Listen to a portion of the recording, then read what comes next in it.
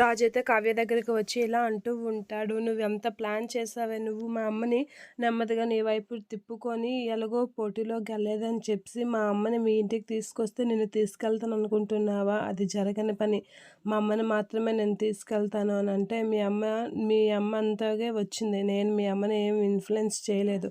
కావాలంటే మీ అమ్మని మీరే తీసుకెళ్ళండి. నేనేం అబ్జెక్షన్ చేయను. మీ అమ్మ వస్తానంటే మీ వెంట తీసుకెళ్ళండి అని చెప్పి కావ్య అయితే రాజుతో అంటూ ఉంటుంది. ఆ మాటలకి రాజు అయితే తీసుకెళ్తాం. మా అమ్మని నువ్వే మభ్యపెట్టావు. ఆ మాటల నుంచి నేను ఎలాగైనా మా అమ్మని తీసుకెళ్ళి మా ఇంటికి తీసుకెళ్ళిపోతాను అని చెప్పి అంటూ ఉంటాడు. ఆ పని చెయ్యండి అని చెప్పి కావ్య అయితే అంటూ ఉంటుంది. ఆ మాటలకి రా అమ్మ ఇక్కడెందుకు నువ్వు పద మన ఇంటికి అని చెప్పి రాజు అయితే తీసుకొని వెళ్తూ ఉంటాడు. అలా వెళ్తున్న అపర్ణ అయితే ఇలా అంటూ ఉంటుంది.